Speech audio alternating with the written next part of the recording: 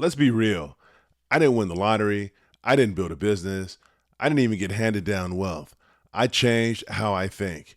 And those mindset shifts helped me retire at 51 as an everyday person, as a human resources executive, as someone who was quite frankly just tired of being stuck. So let me show you what changed and how that change can happen in your life too.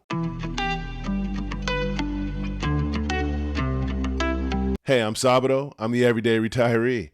I talk about early retirement, financial freedom, and healing from the toxic systems that keep us stuck. And if you've been thinking, this ain't built for me, you ain't wrong. But there is a way forward, and it starts with what's going on up here. So let's get into it. Number one, stop thinking you have to earn more to escape. You know, most of us are taught that the only way out is to make more money. But here's the truth. It's not about how much you earn. It's about how much you keep. When I shifted from the earn more to the need less mentality, I really found that freedom was hiding in plain sight. I took some very active steps, as I talked about in other videos, to downsize my lifestyle. I cut out debt and got rid of toxic assets. And I focused on the savings rate and not the salary. Putting money under your mattress is not going to hedge against inflation, but putting money in investments will.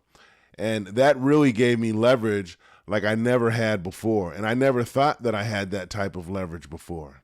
Number two, I let go of the identity that was tied to my job. When I was working, I was Sabado, the HR executive. People knew who I was. People saw me. I was visible.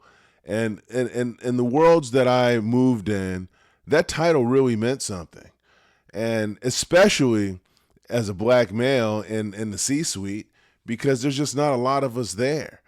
And it really helped me build my identity and really help define who I was. But that same identity came with stress, it came with exhaustion, and it came with years of code switching. And when I talk about the demands of that type of identity, I'll tell you a story. I had a friend a long time ago. His name was Dale. And so Dale and I would always go and hang out. He was a general manager at a facility that I was responsible for. And he always liked going and hanging out with me because he says, you know, Sabado, when I hang out with you, my wife doesn't give me a hard time about going out and having a couple of drinks because I'm with the HR guy and she sees the HR guy as the priest. And at the time, I thought that was funny, but that's a lot of weight because even when you're not working, you have the expectation to be perfect. And if you have the unfortunate circumstance where you work in the same town that you live as an HR executive, everything you do is on scene, is kind of in full view. And that just creates weight because then the ability to relax is incredibly difficult because you might be somewhere and at an event and you might do something that seems fairly innocuous, but somebody reads into it. And now what you have is you have a situation where your organization is making decisions about your livelihood because of a decision that you made to do something that you thought was funny or something like that. So it comes with a lot of that. And the other unfortunate piece is people just don't say what they mean. So there's a lot of code switching. There's a lot of, I think a lot of times, so, you know, as an example, women in the workforce a lot of times get, if they're aggressive or they're assertive or they communicate their needs, a lot of times there will be conversations where guys will make comments of, well, you know, she's aggressive or she's being a B word. I don't use that word, so I'm not going to, but I think we get the idea. And that happens to all of us in these types of situations. So it really gets exhausting because you don't just have to be perfect at work, but you really have to be cognizant all the time. Or as my wife would tell me, you know, you're always on. And so, you know, then there was a time that I asked myself and I said, you know, who am I without the title? And when I asked myself that question, I really started dreaming again because if I didn't have that title, then I could focus on who I am. And when you look at early retirement or when you look at retirement in general, it's not just about numbers. It's about being brave enough to leave behind the identity that the world handed to you and start to create your own. So the Sabado that I am today is different than the Sabado that I was when I was working. I still have a lot of the same characteristics. My basic personality is still the same. I'm still a caring, loving individual, and I still want to uplift the human condition. And I think probably the best thing that ever happened to me was coming up with my personal mission statement when I was 22 years old of trying to uplift the human condition in any way that I can, because that really grounded me and helped me define the type of work that I actually did. So that's a good thing, but I know most of us don't find ourselves in that situation. But even with that, I still find myself in situations where I'm still recreating myself, or as they say, allow me to reintroduce myself. My name is Sabado. Number 3, stop waiting for permission. We're raised to follow rules. We all are. And I know there's going to be people out there that say, no, I don't follow the rules. I'll make my own rules. Well, that's bullshit. We all have to follow some types of rules. I actually asked a teacher when I was in graduate school one time, I said, what happens when people just don't follow any norms? And he said, well, they're considered sociopaths. And I don't think most people are sociopaths. So I know that that's a little tangential comment, but I think it's important to understand that we are raised to follow rules and to be grateful and to wait our turn. But waiting for the world to say you're ready, it'll leave you stuck forever. Because the truth is, nobody's ever going to give you permission to retire early. The moment I stopped needing approval from my job, from family members, and other professionals that look like me, because we have social pressures with people that look like us and our peers and people that are in our groups, I started to really move differently. I started to do what I wanted to do.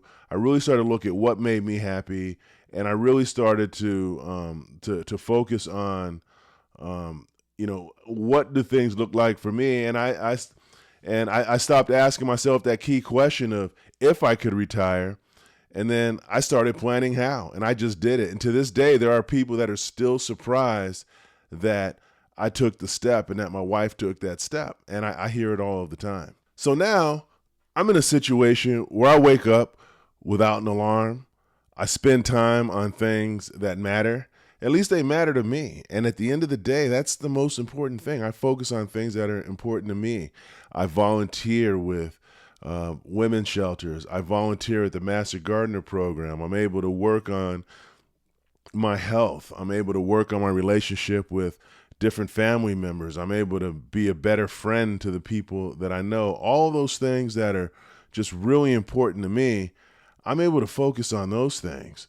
And I only talk to people and really interact with people that are building their lives, not just working to survive them. Because I was just having this conversation yesterday with a friend of mine, and what you find is when you build capacity and you release a lot of the toxic elements of your life, what happens a lot of times then people feel like they need to pile theirs up on you. So I really try to focus on individuals that fill my cup, people that love me as much as I love them, and people that are as concerned about me as I am about them, and people that were just around me because of the resources that I could produce. I move that off to the wayside, because life now is so much more about living than just surviving. And I spent so many years just trying to survive. But it all started with that change in mindset. And that's the part that nobody talks about. If you talk to retirees, they'll tell you that they retired, but they don't tell you about those key shifts that happen. And again, it's maybe different for people that had to retire early because of some type of external circumstance. But when people are intentional about what they're doing and they retire early, there's a mindset shift that occurs that in the time that I've been watching these videos on YouTube from other people, I don't see them anywhere. So I don't know if they exist. And if you find them, let me know in the comments, because I'd like to follow them just to understand some of their insights and perhaps fellowship with some of them. And that's what I really want you to take seriously, because if you shift your thinking, the freedom will follow. So if this video helped reframe something for you, do me a favor. Like the video and drop a comment with the mindset that you're working on. We all have something that we're working on. I know there's people that say, well, I'm pretty close to perfect, but none of us are, and all of us are a work in progress. And I hope that by listening to this video, it gave you some insight into perhaps thinking about some areas of your mindset that you might want to think about and things that you might want to do different. Not necessarily so you can retire in the next year or 2 years, but just so that way you can find that peace and that freedom. And then subscribe if you're building your own version of freedom. If you're trying to get to that place, again, it's not a journey, it's not a destination, it's a journey. Subscribe to the channel. And you don't have to be rich to retire early. You just need to think differently. You have to act with intention.